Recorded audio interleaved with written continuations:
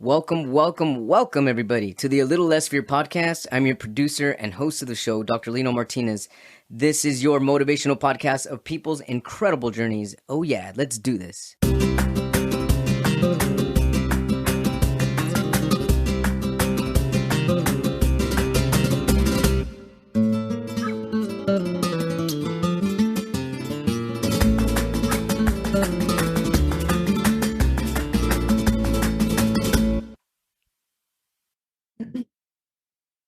Welcome back, everybody, to the A Little Less Fear podcast. I'm your producer, show host, Dr. Lino Martinez, and today I would love to welcome Yara Estrada Lowe. Born and raised in East San Jose, California, she's a young Latina filmmaker. From an extremely early age, she had the passion to work in the entertainment industry, both in front of and behind the camera. This week, her first film, in which she wrote, directed, and produced, is set to release. The title of this film is Demise.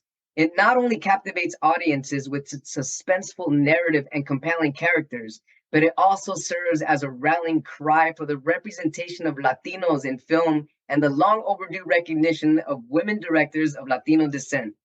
In an industry where diversity and inclusion remain crucial challenges, this gripping thriller, meticulously crafted by the talented Latina filmmaker Yara Estrada Lowe, breaks barriers and challenges preconceived notions. Welcome, Yara, to the A Little Less Fear podcast. Thank you so much for having me. Love your energy, and I'm so happy to be here. Well, I love your energy too. Thank you so much. This is really awesome. I love hanging out and talking to other California natives. Actually, you know what? I over 200 episodes here. Maybe there's only been 2 or 3 that have been California natives that I've interviewed. People from all over the world, and sometimes I feel that when I connect with people from the same area, we kind of recognize each other in some way. Do you feel that way? I do, for sure. Especially in the Latino community. Yes, absolutely. Hey, so tell us about your journey. What brought you to where you are at today, being a writer, director, and producer of this incredible thriller that is about to be released? Thank you. Yes. Well, I can definitely tell you that it has taken a lifetime to be here in this moment, in this time, and finally getting to release something that I wrote, directed, and produced out into the world. I like to say everything that happened in my life led me to where I am now. Ever since I was a kid, I always had a passion for entertaining and, doing all kinds of skits with my friends and my sister and my cousin. We would always we call it play pretend, when you go outside. But I think everyone around me probably thought I was just doing it for fun, but I really enjoyed storytelling and creating. So, but in a way that is for fun, though. It is. But when I found out early on because early on I only wanted to act. And so one of my aunts, she had me in this Easter production at our local church in San Jose. And she told me that people can grow up and do this for a living. And my mind was blown. I was like, are you kidding? So it was then that I knew that I wanted to be in entertainment and move to Hollywood someday and do what I'm doing now. How old were you at that time? So my first play I was 4 years old, and I was in the same reoccurring Easter production play in San Jose for like the next 10 years. And then, so I caught the acting bug early. And then in the 90s, when my family started buying the camcorders to record all the family parties, I got a hold of that really quick and always volunteered to record all the family parties. So then I got hooked on, this is a different aspect of storytelling and filmmaking and creating. So, it's interesting as you're telling me this, and I'm kind of picturing you being young, grabbing the camera, loving to do skits. It almost feels that it was natural for you. Yeah, definitely. I felt that. Yeah. And so when you grabbed the camera for the first time and started recording, was there a spark initially, or was it kind of like, hang on a minute, I'm not sure I understand what I'm doing, or was it just instantly motivating and inspiring for you? Yeah, it was instantly inspiring because one of my uncles, I just wanted to try and see what he was doing, right? I was like, oh, can I see that? I want to see, because I saw that he was recording everybody. And then as soon as I figured out, like, where the buttons were and where the Zoom was and everything, I was like, oh, can I record the party? And he was like, no, don't you want to go play with everybody and do something else? It's work. I'll do it. And I was like, no, this is fun for me. So it was like instant for sure. And how old were you around that time when you started Around that using the time, I was VHS camera? 10, probably 10. And they were heavy back then too. They were so heavy. And over the years, they got lighter and lighter. They So, did. They were heavy, huge, and there was a big VHS cassette that went on the side. You had to rewind and go like record yeah, over things in order to edit. Oh man, I remember those cameras. yeah. So then you're around 8, 9, or 10, correct? When you're starting to use the camcorder. So how did it evolve from there? So it evolved from there. I guess as I grew up, I was still living in San Jose, and then I studied theater arts at the local community college, and slowly but surely moved to Los Angeles in 2008. And after a few years of auditioning and going through the whole agents and managers route, I soon realized that number one, I wasn't getting the auditions for the lead role.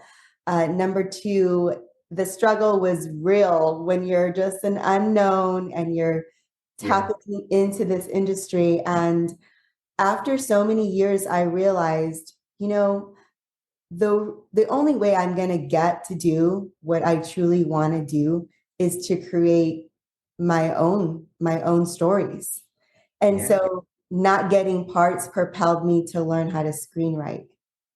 That's incredible. And Yeah. that's great that you're sharing this for a lot of people that are not aware of how difficult the industry is. Where, I mean, a lot of people feel that the minute they move to LA, it's going to be instant stardom, but that's not the case for a lot of some people, maybe Justin Bieber, but even he had to work really, I mean, to get to where he's at. So, Right. I mean, it's a real struggle. And so, but that was actually what propelled you and pushed you forward towards what was mostly even more natural for you, your natural gift of with your experience of that big camcorder or the VHS and Yeah. writing stories and doing your own skits and everything. But now you're an adult and now you're actually able to bring that into fruition. Yes. And it's more rewarding as well for me because instead of going that route and participating in other films, I can create my own. And it's just the world just opened up for me when I started writing and just going into that direction a little more. When people start to become their own authentic self and show their own authentic nature, the path starts to open up for them because that's the path that's meant for you. And so Yes. now the path started unfolding for you. You started following your internal passion, your that flame that was burning inside you. And so you decided to go into writing, directing, and producing right away, or writing first, and then from there on it Writing manifested. first, and then after so many years, I was like, I need to learn how to make films. And so I got on every set imaginable, every indie film, every short film, friends that were making movies. And I learned a lot of different positions on a film set. And so I was a script supervisor for a while. I learned how to produce from being on this internet soap opera for a few years. It was like 150 episodes we did. And so like that was my film school. And I learned how to produce there, and as well as direct for the first time. It was kind of like getting thrown into the fire. And so that was a really great learning experience. And so I learned all these positions. And then after a while, I was like, I know how to do this. I can say I know how to do this. Did you face any struggles with your family? Were they ever like, hey, you know what kind of, how many Latina women go into this industry, or what do you think you're doing? Are you sure you want to do this? Did you ever go through anything like that with your family? With my family, they were very supportive when I moved to LA, and everyone knew the reasons why. And it was more so, I guess, after so many years, when you keep talking about something, it's not that anyone said anything to me, but you can kind of see like it's just I started sounding like a broken record. Like, I'm going to produce this movie. Yeah. I'm going to do this. It's like, so they were always very supportive, and they still are. It was just, you know what I mean? After it takes so long, and finally I can say, hey guys, I actually did it. So I think that's incredible. That's wonderful that your family supported you along the way. you And most did. likely they saw this fire that was burning inside you since you were that little kid, what, 4 years old, doing your Easter plays. They're like, hey, you know Yes. what? This is what Yara was born to do. So high Mhm. five to her. We love her. This is Yeah, amazing. for sure. So as far as being a Latina in the industry, did you face any challenges in the actual industry itself once you actually stepped foot into it? Yes.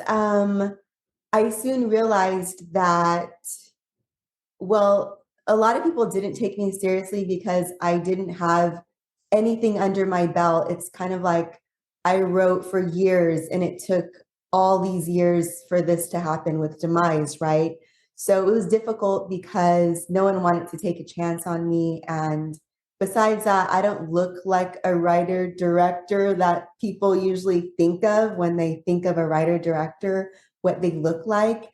And so I realized that I wasn't being taken seriously because of the way that I looked. How do I say this? Girly and feminine.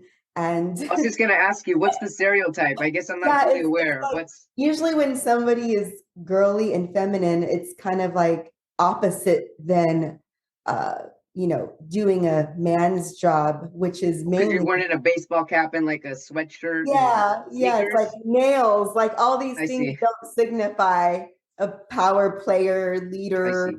boss. Yeah. So that was definitely a challenge. And so now I guess they can see the movie and it'll speak for itself. How did you break through that challenge? Or what motivated you to keep going despite that challenge?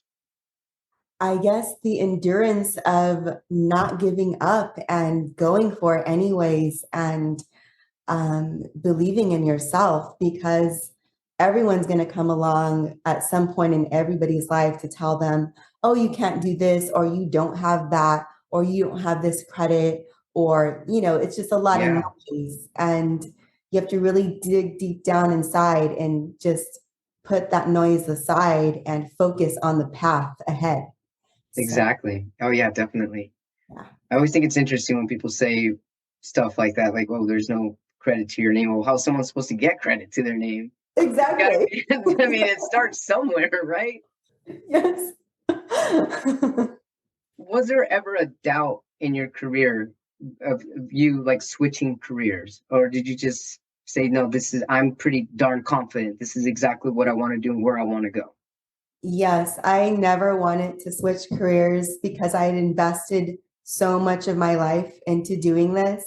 And at times, people that I know would ask me, like, is there something else you want to do? Or you're Yeah, good at other things too. Why don't you try that? And I would hate when that would happen because I'm thinking, hey, this is our one life, and I'm going to roll the dice, honey. You don't know who I yeah.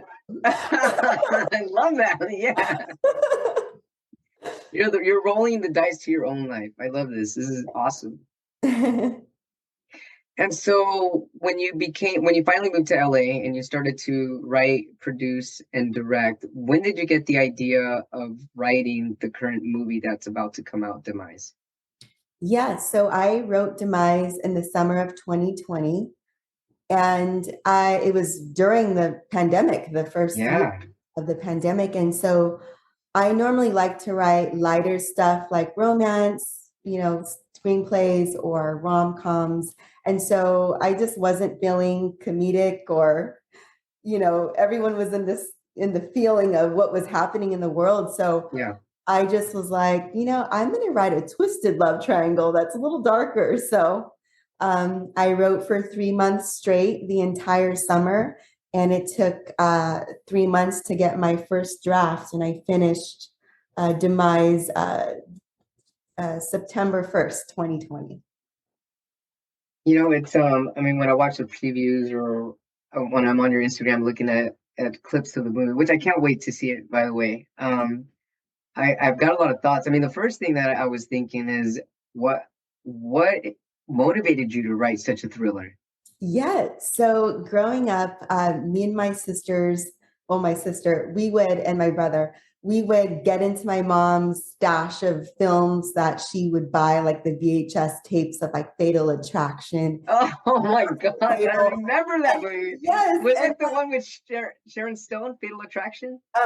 Basic No, no, Instinct. that was Basic Instinct. Fatal Yeah. Attraction had, if I can remember, oh, what? Glenn Close and Glenn Michael Owen. Close. Yeah. Oh my And goodness, that's so right. we were pretty young, and we weren't supposed to be watching these kind of I movies. know. But we're I wasn't like allowed to either, freaking but I out sure did. about. So ever since then, I loved these movies. Like I love the genre, and when I was writing Demise, I was like, I want to write an updated modern version of this genre because you don't see it too often anymore, but it looks like it's making a comeback. Yeah, right. Oh my God. And so that definitely inspired me to write Demise and have that style of storyline. It's interesting you say that because I mean, when I think back, that seemed to be a kind of like a common theme with a lot of those movies back then. They were thrillers. I mean, I was maybe 13, 12, 13, and I'd watch them biting my nails, you know? I'm like, what's going to happen? And I thought it was interesting that they combined so much sensuality with love and at the same time betrayal. Yeah. And I mean, it's fascinating. It really hooks you in and it keeps you watching and wanting to find out why or what's next Mhm. or how far will this character go. Yeah. And then so when you started to write Demise, are you allowed to tell us a little bit about the movie? A little bit. I'll just not mention any spoilers. Sure. Yeah. Okay. What were you asking? Sorry. Yeah, tell us just a little bit about it. Yeah, so Demise is a messy love triangle thriller surrounding around three characters. Our leading man is Caleb, played by Carlo Mendez. I like to call it our femme fatale lead, Celine, played by Liz Fenning, and the other leading actress character, Fiona slash Fabiola, played by Crystal Hernandez. She plays twin characters in the film. And so, yeah, it's a steamy love affair filled with obsession, betrayal, and the whole nine. So, I love it. Thank you. Thanks for sharing that quick synopsis. So this movie Demise, when you began writing it, how did you develop the characters? yeah, so it was important to me that I developed three-dimensional characters. And so I didn't want this to be a film about just an affair and cheating because that gets boring and it's just one note. And to draw that one problem out for a whole film, there's just nowhere to go from there. And so when I was developing the three lead characters, I made sure that I wanted all of them to be fearless and yet selfish at the same time, because I thought if I have those two contrasting attributes for each character, it would drive the storyline and the plot, because it would be their fearless decision making and actions that would cause the story to do this, and their selfishness for what they want, it would cause the movie to do this. So then combining those two things for each of the characters really created this dynamic where you're not sure who you're rooting for at any given moment because of this tug and pull. Oh, that's interesting. Yeah. How did you get that idea? Was that basically your own thoughts, your own energy, your own like centralizing Yeah. imagination, or was it based on observing what other characters are doing in other same type movies in the same genre? A little bit of both. I feel like I thought of this on my own. I taught myself how to screenwrite, so it's not like I kind of use a lot of other things, as far as references. But in the same light, this genre gives into that as well, because the lead characters in this, usually it's a love triangle or a battle, a romantic relationship battle, somebody's making wrong decisions. So, Sure. so I kind of made sure to have those elements involved as well. So in finding these elements, such as wrong decisions or the triangle going on, did you take any of these stories from anybody around you, anybody you knew, or just any No, stories you had heard through the grapevine? not at all. And the funny thing, I was thinking after I finished, I was like, people are going to think like this is about me in some way, or like, I'm like, oh God, no, not at all. It's fiction. So, It's all fiction. Okay, got it. It's interesting though. It may be fiction to you in your life, but in someone's life, something like this can be real. yes, yes. And Mhm. and so creating something that's fiction yet can be real in someone's life. Did you look at kind of like adding any more elements as far as the realness of how it could be in people's families? Did you look at all angles, not just character, but also outside the character and the background of the character and how this could affect everyone around them? Yeah, and that's why one of my early log lines of the film was one lie destroys the lives of many, while one Yeah, obsession leads to the demise of you know, leads to the demise of a fashion star. So it's kind of like all of these decisions that these characters make affect their families and everyone around them in this story. that's really incredible. And so, hey, so there's a lot of steamy scenes in this movie. There are, yeah. I mean, you kind of have to have that if this is a love triangle. So, for I'm sure. kind of curious because when you brought up Fatal Attraction and Basic Instinct. I mean, I remember back then, and to this day, I'll probably fast forward to the scenes, because I mean those scenes, they're pretty hot and they kind Yeah. of and they're creative. A lot of the times, these are some creative, sensual scenes that I'd never even thought of doing myself or seen in a movie before. Uh-huh. When you were creating these sensual, is that the right word to use? Sexual, Yeah. sensual, steamy, sexy scenes. Yes. Were these images that you got yourself or from other movies, or just kind of feeling into the characters and seeing how it would all flow between the two of them or the three of them if something like this were to be real? Yeah. So, I guess what helped for the setting of all this when we actually saw the locations, and then, I kind of, so when you're going on a location scout and you lock down, like, say, the house of one of the characters, and say there's like a couple sex scenes, you kind of have to establish where those are in the house and then go from there. Because sometimes when you write something on the script, it's might not always pan out the way you're thinking initially until you get that real location and you're like, this is it. Yeah. Oh, I can change things now. Or, oh, let's do this instead. And if you kind of like get the juices flowing because you're like, I can just play around here now. So that's kind of like how that panned out. That's incredible. While you're saying that, I'm trying to put myself in your shoes and just imagining the lights and the mood and the colors.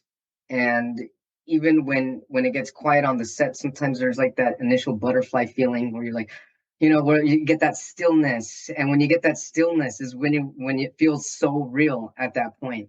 Did Yeah. you get that real feeling when there was some of the like sexuality going on in the film?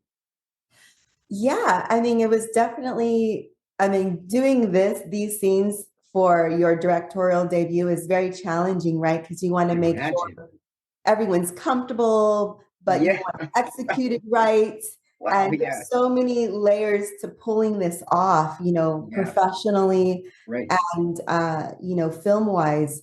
So a lot of discussions and talks were, made prior to shooting, and everyone was crystal clear on what they were doing and what everything was going to look like.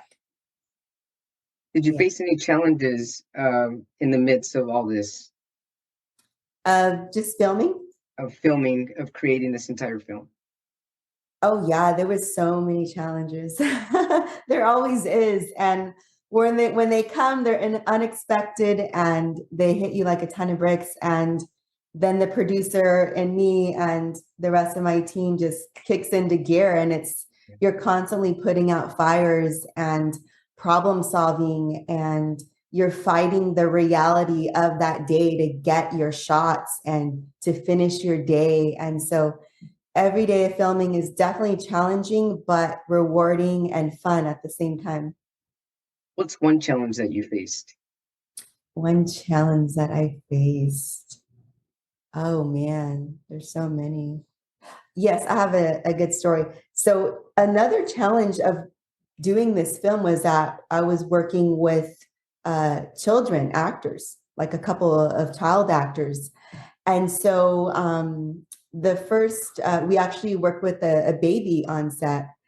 And so, you know, you have to go through all the legal stuff with hiring an on-set studio teacher and do all the legal stuff to get permission for you to hire an infant or child actor.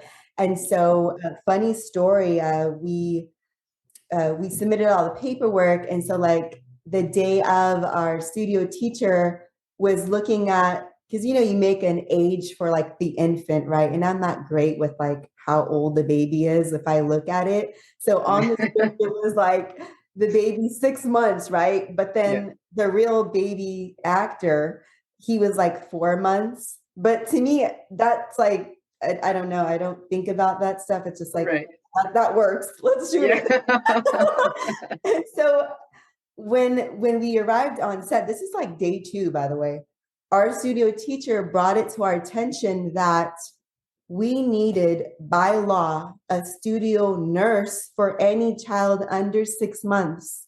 Oh my goodness. And I was like, what? And so we're like, we're shooting like soon. What do you mean I need a nurse? We're like, how do you get a nurse so fast? What are you supposed to do at that moment? I know. And so I don't know, something happened like with communication because she didn't realize the baby was going to be younger. And so I didn't know that was like a problem. I don't know. So anyways, we all like were just all hands on deck. My producing partner, Annabelle, calls one of our executive producers and our UPM, and they're like, we need a nurse down here and we need her now and fast, like in an hour. Oh my God. And so everyone's just going crazy, right? And the thing of it was the parents of the infant, they were so lovely and so nice. And they were just kind of like, we don't care, go ahead. Like, we don't need the nurse. The mom was like, I'm here, don't worry. And then I was like, no, this is by law. You have to do it legally, And so it was it was just a miracle that we found a studio nurse to come down in an hour, and we got all of our shots that we needed for that infant. Goodness. Within an hour? Huh? Within an hour, you found a studio nurse? Yes. Oh, wow. There's so many stories like that, and it was just a miracle. And I mean, I think our UPM found somebody in his Rolodex, like, oh, I got someone and she's coming. And so we thankfully got to shoot all that we needed with that infant, because you're on a time clock. And so they're not allowed to shoot past a certain amount of time. So, oh my goodness. Wow. Yeah. That is a big challenge. It's a huge challenge, an unexpected challenge, unforeseen challenge.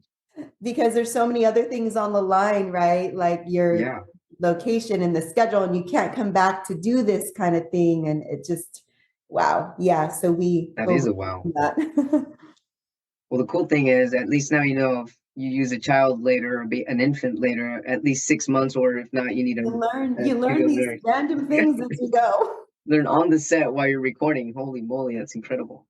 Yes. And that's quick, and that's awesome that you had a team to help you out and back you up right away. Yes, our team was incredible. And without that solid team, I mean, it's necessary, because it's already hard enough, you know. When you have that great team behind you, you're able to troubleshoot and handle random situations. So yeah, wow. Thanks for sharing that. Incredible story. So how long was the set? How long were you on the set for? How long did the entire production take? Yeah, so on set, we had a 17-day shoot, and then only one pickup day, like 6 months later. And so besides that, we spent around 4 to 5 months in pre-production, and then almost 1 year in post-production. So all together about a year? So altogether, so we shot April of 2020, and then now the film's being released next week. So 3 years all in, but that's All together. post and delivery and finding a distributor and all that stuff. Wow, that's a lot of work, Yara. That's a lot of work. Oh yeah. And exciting too, Yes, to very. tie it all up. Hmm. Speaking of tying it all up, what does it feel like for you to see your characters come to life? I mean, you wrote this, you directed it, you brought your characters, you had them, you wanted to make sure they're portraying the characters true to how you wrote it. You want it to be seen and felt the way you saw it and felt it when you wrote it. And you want people as much as possible to see it in your eyes and to feel it the way that you felt it. And now it's in full production, full force, about to be released. I can imagine you've seen the film already. Oh yeah. Yeah. So what does it feel like for you? Let's talk about the first time you watched it all. What did it feel like for you to finally see it all come together? Yeah. So I think there's two parts to this. The feeling that I had when I was there directing and then seeing it live, while we're in the Yeah. works of everything. That was a great experience. And, it's sort of like you're just running on adrenaline. And Yeah. so that was, yeah, that was pretty surreal. But then putting it together and then seeing the whole film just art. So the first round of putting this together, our editor just put all the scenes in order, full scenes without editing. And so the first time I saw that, I was just like, wow, that's what we did. It was just like a weird feeling. I don't know how to describe it. Was it emotional at any point? Yeah, at times it does get emotional because, especially if, like, I dreamt about this my entire life, and Yeah. this moment's finally here, and all of the blood, sweat, and tears that I put into this and never Right. giving up, and all of those things like add up, right? Over decades. And then so when something comes to fruition like this, it's kind of like there's so many emotions involved, and yet at the same time you're trying to like make sure it all came out perfectly without it being rushed or hindered by any outsiders and stuff. So yeah. I'm wondering as you're saying all this, because one of the words you mentioned earlier was adrenaline, the adrenaline rush that you get when you're writing it and filming it and producing it and doing Yeah. this and get up early and get this and this challenge over here going on. So you're kind of like on the go and you're always troubleshooting, just making sure you're catching things fast and you're getting the smallest little detail. But when you actually finally get to watch your own film and sit there and relax without your heart rate up, without the stress levels up, and just kind of just chill there. And I'm gonna have some popcorn with this and maybe some Reese's Pieces while I'm at it. Like, have you given yourself that time yet to actually chill, sit down, relax, and actually really watch the film? Yeah, I did. Last summer, we had a cast and crew screening. And so we got to show our cast and crew the movie that we shot. This was before we found a distributor. And so it was definitely a night to celebrate and to take that deep breath, like, Yeah. this part of the Wow. phase is Yeah. done. I had a lot of work to do still at that time, and doing all the stuff that needed to be done to find a distributor. But the movie itself was finished, and so it was definitely a sigh of relief and enjoyable to watch. Oh, I can imagine it is. And were you at all, or are you critical with yourself with any of the scenes afterwards? Like, man, I could have done this better. Or are you actually able to be like, hell yeah, I did this. This is my film, and it feels great to see it on the big screen. Yeah, it's a little bit of both. Like, I think all directors feel like it's never done. Like, they'll always want to keep tweaking and toying with it. Like, it's like a toy. It's like, no, wait, I can do this. I can paint it like this now. Or how about outline this? So it's like there are little times where I feel like, ooh, or But overall, I let it be, and I'm happy with the end result. So, Excellent. Well, I'm excited to watch it. I can't wait to watch it this week coming up. yay. So let me see here. I know that I had another question. Yes. So before we conclude and wrap this up, any advice that you can give to striving first to just striving writer, directors, and producers? Yeah, I would definitely say master your craft for sure. This is a long journey, and it could be, I don't know, everyone's journey is different in length depending on your goals, but master whatever skill set that you need to attain to become great. And no, there's no cap on. I mean, I feel like, I'm still a student and there's always learning, Always. always Yeah. learn more and more. And I feel like, when it comes to the arts, there's never a time where you feel like you arrived, right? Because you're always evolving and changing and learning. And so I think that's important because um, it just it helps with creativity and with drive, And so I would say definitely master your craft and find some great people that love movies and that are passionate about making them, and you will find a great team, because that is the key to success, is finding a great team. This is a team sport, and I love this. you know I would be nothing without everybody involved. They all brought their A game. They're all extremely professional, and they all as well love what they do, because that's important to me, to have people around you that are not jaded by the industry, but that truly have a passion for it and love it. Because if you hire someone that, if they don't love what they do, you're going to find out real quick. Oh yeah. Oh yeah. Yeah, you So, definitely will. yeah, that would Speaking be, of that, how does someone find out really quick? You mean based on their temperament or how they're showing up, whether yeah, or not they're on time or doing their job or showing their best self type yes, thing? exactly. Mhm. Now, is this the same advice that you would give to a Latina that's on the rise to become also a writer, producer, and a director of her film, or would you give her a separate advice or the same? Yes, I would add something. I would add, because sometimes a lot of people, they think like, oh, you're Latino. Okay, well, these are your stories because these are the kinds of stories that we see on TV and in the movies.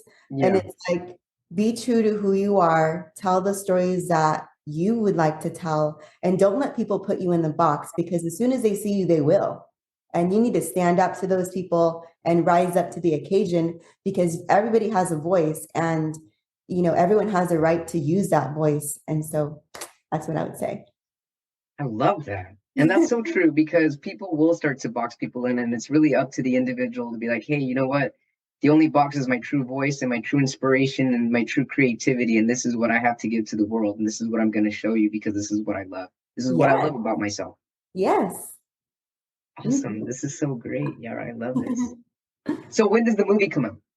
So the movie comes out February 27th, and you can find it on streaming platforms like Amazon Prime, Vudu, Apple TV, or basic cable, or on demand, I should say.